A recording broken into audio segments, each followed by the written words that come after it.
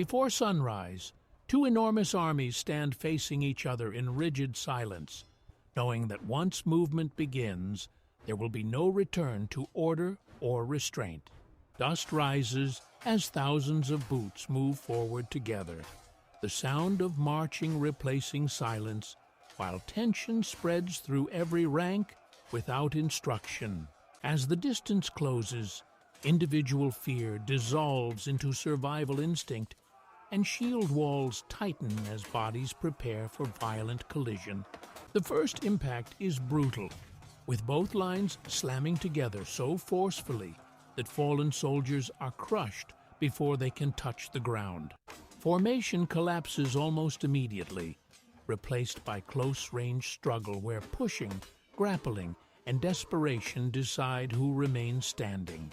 The ground turns uneven as fallen bodies pile up beneath moving feet, and balance becomes as deadly as any weapon swung in panic. Commands vanish in the noise and confusion, leaving small clusters of fighters acting alone, unaware of the wider shape of the battle. Exhaustion spreads through the front ranks as arms grow heavy and strikes become slower, more desperate, and more poorly aimed.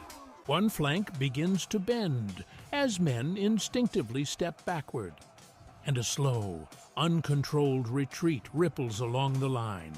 Panic erupts when a few men turn to run, and within moments, survival breaks discipline as more follow their path toward open ground. The opposing army senses the weakness and surges forward, abandoning rigid formation to chase the breaking line. Those who fall while fleeing receive no chance to rise again, struck down from behind by advancing blades and spear points. In the center, stubborn fighters still hold their ground, unaware that both of their flanks are already collapsing into chaos. Surrounded pockets begin to form as attackers sweep around the sides, turning organized resistance into scattered, trapped groups. Weapons slip from tired hands, and more soldiers drop to their knees, hoping that surrender will offer a path away from death. For many, surrender changes nothing, as strikes continue to land on unarmed men whose only defense is stillness.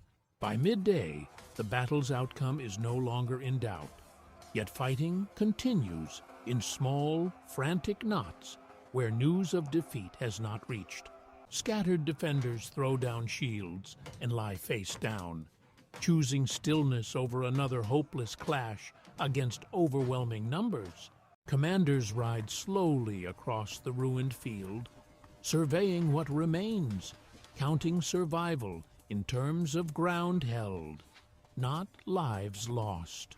The fighting ceases at last, leaving a vast open space filled with bodies, scattered weapons, and a few trembling survivors waiting for orders.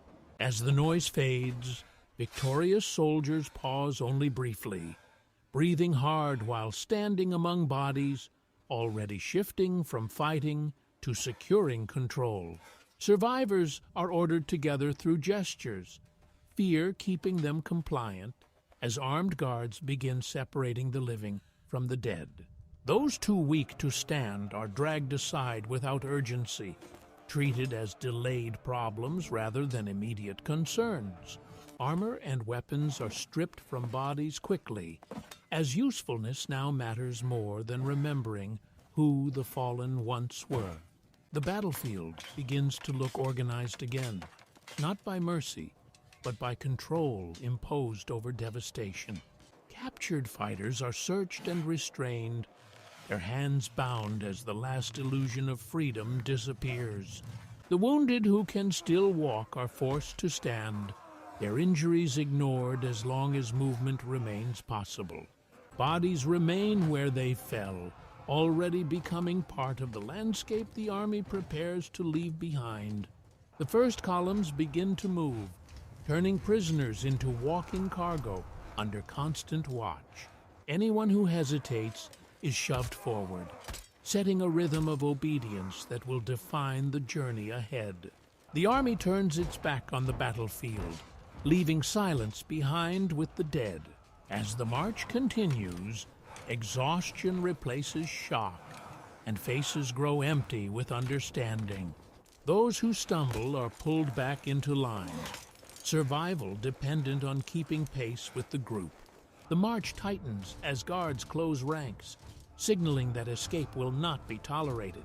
Smoke from the battlefield lingers behind them, visible reminder of what resistance earned. As daylight shifts, the destination becomes clear, and fear grows with every step toward civilization. Guards speak only through motion, tightening control as they draw closer to the city walls. From above, civilians watch the approaching force, already understanding the meaning of defeat. The gates remain closed as the column halts outside, anticipation hanging heavier than dust. Prisoners are forced to kneel, while soldiers prepare the city's submission. No terms are offered, as the battle has already decided ownership. The city braces, knowing resistance now means punishment rather than salvation. Guards push prisoners closer, using them as visual proof of defeat. The gates finally open, not in welcome, but in surrender to overwhelming force. Troops enter first, scanning streets already stripped of safety. Prisoners are dragged inside next, their fate now tied to what follows within the walls. The city falls silent except for ordered movement.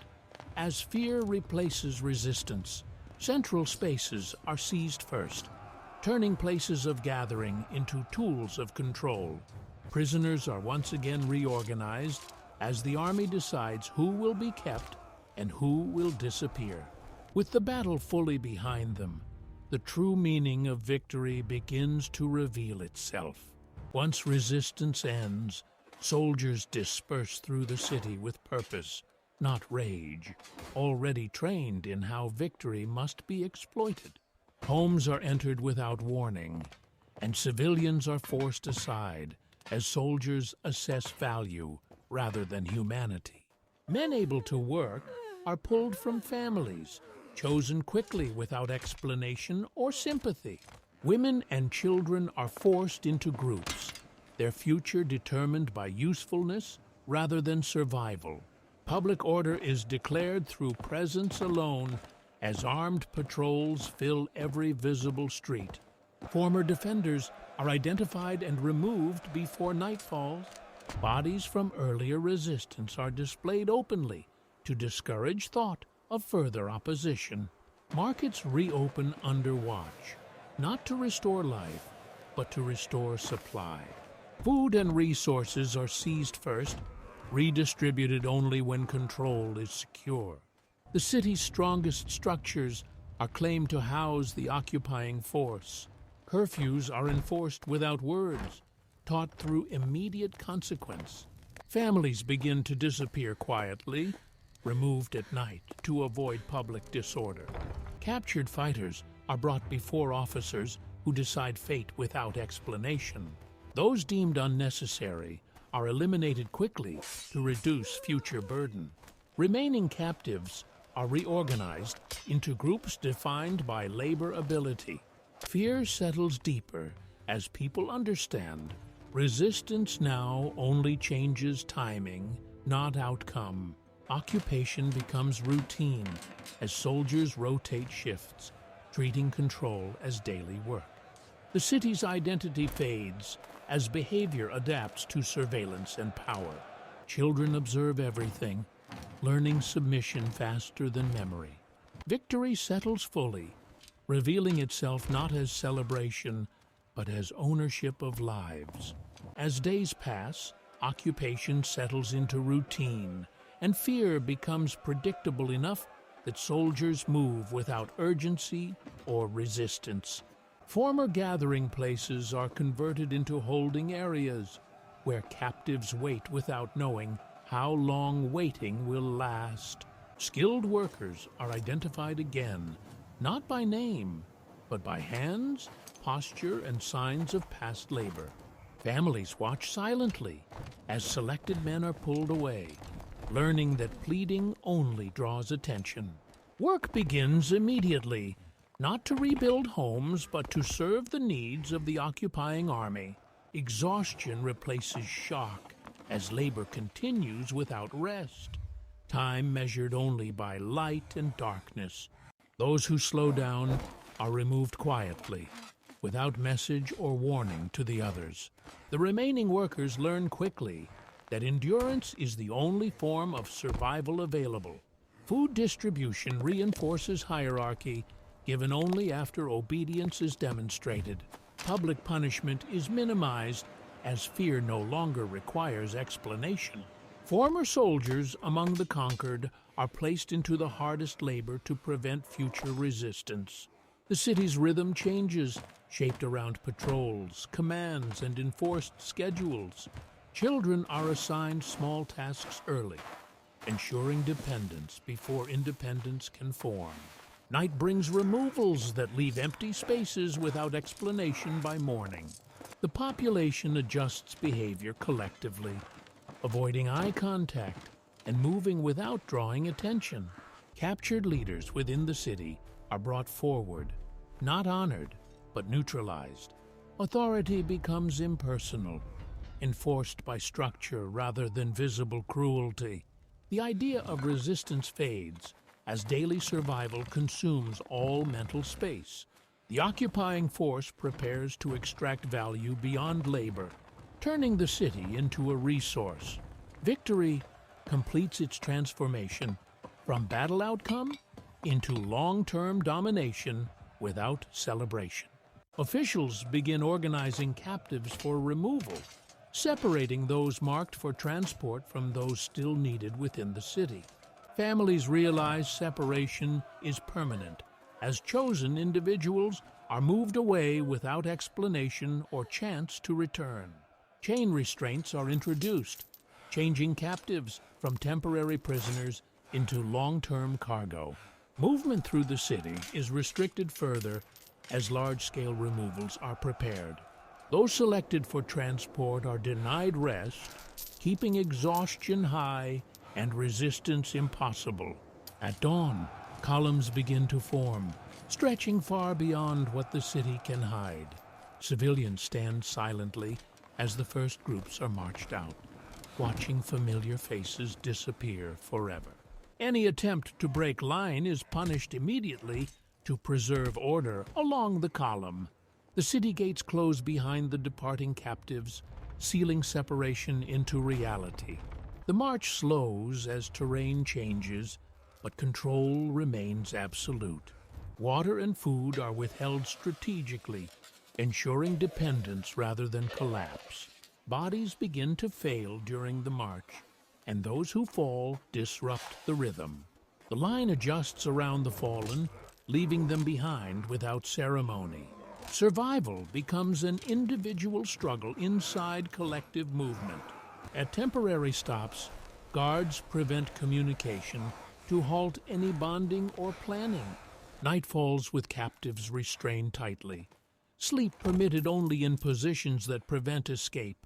Morning resumes without acknowledgement of losses, as if the missing were never counted. The destination becomes clearer as infrastructure shifts to administrative control. The remaining captives understand this is no relocation, but permanent removal from life as known. The army transitions fully into administration, turning human movement into managed inventory. New enclosures are established to hold captives overnight, using tight spacing and constant watch to remove any sense of personal boundary. Captives are counted repeatedly, ensuring control through repetition while reducing people to numbers without identity. Food is distributed unevenly to weaken solidarity and prevent coordinated resistance from forming among the imprisoned. Those who protest are isolated immediately, their removal serving as quiet instruction to the rest. Labor assignments are announced through action, as captives are separated and march toward unfamiliar work zones. Heavy construction begins immediately, ensuring exhaustion leaves no space for thought beyond the task at hand. Hands blister and break, yet the work continues without pause, measured only by daylight. Injured workers are removed quietly, replaced without delay to maintain productivity. Night brings confinement again, returning bodies to enclosures where silence replaces conversation. Guard shifts change smoothly, reinforcing the permanence of captivity through routine. Days become indistinguishable as repetition replaces timekeeping within captivity. Surveillance increases subtly, focusing on preventing planning rather than punishment. Captured youths are assigned lighter tasks to extend usefulness over longer periods. Older captives are worked until strength fails, then discarded without record. The workforce stabilizes as captives learn limits that keep them alive. Personal identity fades as work defines existence more completely than memory. Those who remember life before captivity speak less with each passing day. Authority is no longer visible force, but expectation enforced by structure. The occupying force begins treating the captured population as renewable resource. Victory's legacy solidifies, measured not in battle gains, but in sustained human control. Children born during occupation grow into labor without ever seeing freedom, learning obedience as a natural condition of daily life. Birth is allowed only because replacement sustains the workforce, not because new life is valued. Education takes the form of instruction in tasks. Teaching hands before thoughts can form resistance. Names disappear as only output and endurance remain meaningful to those in control. Generations overlap without hope of release, captivity becoming inherited rather than imposed. Memory of home fades, replaced by structures of confinement and routines that define reality. Discipline is internalized, reducing the need for direct enforcement. Punishment becomes rare, not from kindness, but because compliance is complete. Remaining city civilians begin benefiting indirectly from forced production. Economic gain reinforces moral distance between rulers and the conquered. The occupying power no longer acknowledges the suffering as extraordinary. Occasional resistance appears weak and unfocused, quickly absorbed without broader effect. Those who witnessed the original conquest are now too exhausted to remember anger. Victory transforms into inherited privilege for the occupiers and inherited loss for the conquered. The conquered population becomes invisible through normalization. Records of conquest exclude the cost borne by the captive population. Children raised in captivity no longer recognize oppression as a condition imposed. The conquerors define stability as success, ignoring the human cost sustaining it. Suffering becomes background noise inside a functioning system of control. The dark side of glory is now permanent, sustained not by violence, but by acceptance enforced over time. With years passing, the occupying force relies less on soldiers and more on procedures, allowing control to function without constant visible force. As memories of conquest fade among occupiers, discipline slowly weakens, replaced by routine and assumption of obedience. Small privileges are introduced to reward productivity, quietly creating divisions among the captured population. These differences reshape loyalty, turning captives against one another without needing intervention. As enforcement lessens, quiet exchanges begin between workers, testing how far silence can travel unseen. Older captives pass fragmented memories to the young, not as calls for action, but as warnings about power. The occupying authority registers reduced output without understanding its cause. Minor acts of defiance appear as mistakes, delays, and inefficiency rather than open resistance. Punishment returns sporadically, restoring fear but revealing strain within the controlling system. Control remains intact, yet no longer absolute, resting on memory rather than presence. Rotating officials replace original commanders, inheriting systems without understanding the wounds that built them. Distance grows between decision-making and human consequence, allowing neglect to settle unnoticed. The captured population senses inconsistency, learning where control weakens and where it still bites. Labor output declines slowly, unnoticed at first because infrastructure still functions. The occupying force debates efficiency, never considering freedom as a factor. Captured youths raised under control begin questioning silently, equipped with knowledge rather than hope. The system's stability masks growing internal fatigue among both captives and guards. What was once fear transforms into calculation on both sides. The occupying force senses unease, but cannot pinpoint where control has begun to loosen. Beneath apparent order, the foundations of conquest quietly begin to crack. To counter slipping control, additional guards are reassigned, stretching forces thin across areas once considered permanently secured. Increased oversight reduces efficiency as fear returns and labor slows under renewed pressure.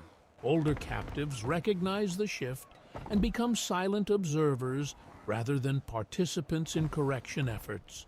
Administrators respond with stricter schedules, confusing control with order. Punishment becomes inconsistent, revealing uncertainty in authority rather than strength. The captive population adapts again, adjusting behavior to shifting limits instead of fear alone. Resources diverted to enforcement reduce investment elsewhere, weakening the system's original purpose. Confidence among occupying troops fades as orders shift frequently without clear direction. Some guards begin treating captives unevenly, blurring discipline and creating unpredictable behavior. Predictability. Once the Empire's strongest tool begins to fail, captives recognize patterns in confusion and quietly exploit brief gaps in oversight. Small acts of delay accumulate, reducing output beyond acceptable expectations. Authority responds by centralizing decisions, slowing response throughout the city. Distance between command and consequence grows wider, sheltering leadership from reality. Morale drops quietly among guards, forced to enforce systems that feel increasingly fragile. Captives sense fatigue and begin coordinating behavior without direct communication. Minor breakdowns occur across multiple zones, overwhelming response capacity. Attempts to restore fear escalate tension without restoring obedience. Stability survives, but only through force inconsistent with earlier efficiency. The dark side of glory now demands constant effort just to remain intact. Weeks of constant pressure wear down guards and captives alike, turning enforcement into routine exhaustion rather than confident authority. The occupying force rotates soldiers more frequently, revealing difficulty maintaining morale and discipline. Inmates notice patterns in shift changes, learning when supervision weakens without speaking a word. Minor disorder begins surfacing at exactly the wrong moments, slowing work before oversight reacts. Leadership responds by demanding faster output, increasing pressure without understanding underlying erosion. Fatigue replaces fear across the labor force, dulling reactions that once enforced compliance. Guards increase spot punishments, but the effect is shorter each time. Production targets are quietly missed, masked by adjusted expectations rather than admitted failure. The occupying power reallocates resources inward, sacrificing expansion to maintain control. Citizens once benefiting from conquest begin to feel shortages created by the system itself. Frustration spreads upward as administrators realize efficiency no longer self-sustains. Control measures multiply, layering rules upon rules, slowing action everywhere. Captives exploit complexity, finding ways to stall systems without direct defiance. Trust erodes within the occupying force as blame replaces confidence. Previously ignored grievances resurface, now affecting those who enforce the system. The cost of maintaining fear grows higher than the benefits once gained from victory. Captives sense momentum shifting and grow bolder in small, coordinated ways. Officials respond late, chasing symptoms rather than causes. The occupying power remains dominant, but only through constant effort and shrinking returns. Victory begins consuming itself, revealing the hidden cost that was always waiting. Minor breakdowns now appear openly, no longer hidden by routine, as the occupying system struggles to respond everywhere at once. Orders conflict as overlapping commands create hesitation rather than obedience. Captives recognize confusion immediately and stretch moments of pause into deliberate delay. Attempts at strict enforcement spread manpower thin and weaken other control points. Unwatched spaces become places of quiet planning without visible organization. The occupying force responds by demanding visible loyalty rather than restored efficiency. Such displays consume time and manpower without improving actual control. Morale among soldiers drops as symbolic actions replace practical solutions. Captives observe and internalize which acts maintain image rather than discipline. Small failures accumulate into patterns impossible to ignore. Emergency measures redirect soldiers from expansion to internal containment. Citizens once insulated from captivity now feel its weight through shortages and restrictions. Complaints rise quietly among occupiers as victory's reward diminishes. Leadership demands harsher adherence, mistaking pressure for authority. Overextension reveals vulnerability, not in strength, but in attention. The captive population senses a narrowing window where disorder outpaces response. Leadership reacts late, layering control measures that collide rather than reinforce. Trust evaporates inside the command structure as blame circulates. The system holds together by effort alone, no longer by design. The fracture is undeniable now, revealing that dominance requires more energy than conquest ever provided. Orders begin favoring containment over productivity, as leadership accepts decline and focuses on preventing total breakdown. Labor quotas are quietly lowered, acknowledging failure without admitting it publicly. Peripheral areas are abandoned first, leaving infrastructure unfinished and captives unsupervised for brief moments. Captives react cautiously to reduced oversight, unsure whether freedom or punishment follows neglect. Supplies routed inward starve outer districts, deepening resentment among civilians once loyal to occupation. Leadership reassesses the city's value, questioning whether continued control justifies the growing cost. Troops are redeployed elsewhere, reducing presence without public announcement. Remaining guards struggle to enforce rules across shrinking coverage areas. Captives begin reclaiming small choices, testing how far oversight has retreated.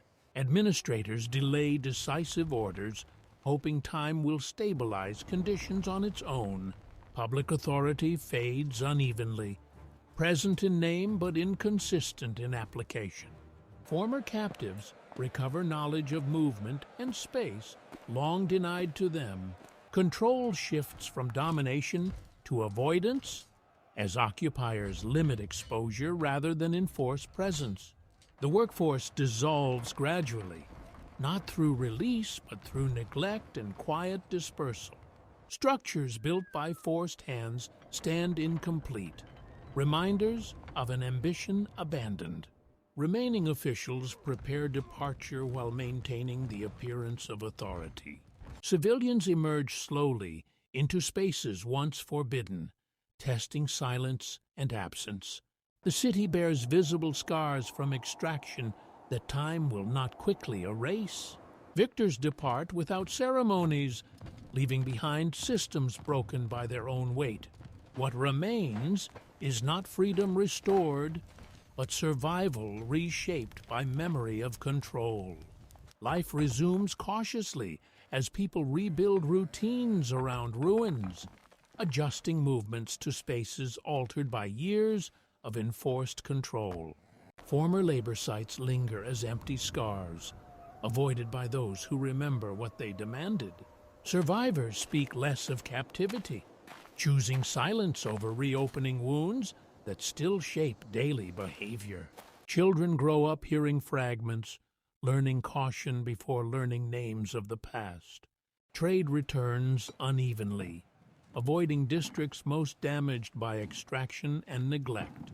Leadership reorganizes internally, prioritizing stability over justice for what was endured. Records of conquest emphasize victory and order, while the costs fade into omission. Monuments rise elsewhere celebrating triumph, far from the city that paid its price.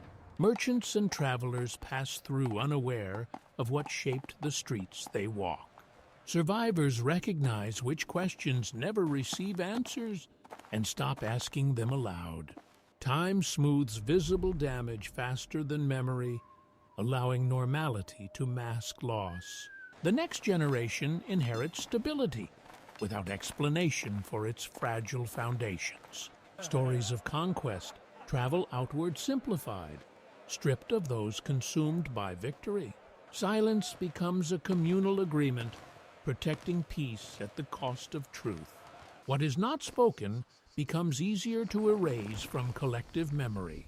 The conquerors' names endure elsewhere, detached from consequences left behind. Those who lived through captivity age quietly, carrying knowledge no longer requested. Loss reshapes culture subtly, influencing choices without conscious reference. Years pass, and the city functions, though something essential never returns. The dark side of glory survives through silence rather than remembrance. Later generations praise empire building without encountering the human ledger. The city's survival becomes evidence used to dismiss its trauma. Pain endures privately, transmitted through behavior rather than words. History condenses complexity into outcomes, ignoring the path taken to reach them. The conquest becomes a chapter title, its pages unread. Everyday life fills spaces once shaped by fear, altering meaning over time. Some absences are never noticed because names were never recorded. The cost of victory survives invisibly, shaping choices without attribution. Glory endures in narratives, while injustice endures in lives. Time protects conquerors from accountability by outlasting witnesses. The city becomes proof that survival does not equal healing. History's silence grows louder than its victories. What follows, conquest, is remembered as order, not suffering. Memory thins as generations replace those who experience loss directly. The injustice survives longest where no monument stands. Victory's cost is never reclaimed, only absorbed. Empire moves on, leaving its shadow to settle permanently. Survivors understand peace as absence of pain rather than presence of justice. Glory fades slowly. Injustice quietly outlives it. The conquered remain unnamed, but their impact shapes the future unseen. History proceeds, benefiting from what it refuses to acknowledge. The dark side of glory lies not in violence alone, but in forgetting. What remains undocumented persists longest. The city adapts permanently, shaped by choices made long ago. Justice never arrives, replaced instead by survival's quiet routines. The story of conquest is told without its human aftermath. Those who remember carry weight without recognition. Time absorbs injustice into silence, not resolution. The dark side of glory remains unseen, yet omnipresent. History moves forward, carrying the cost of victory without ever naming it.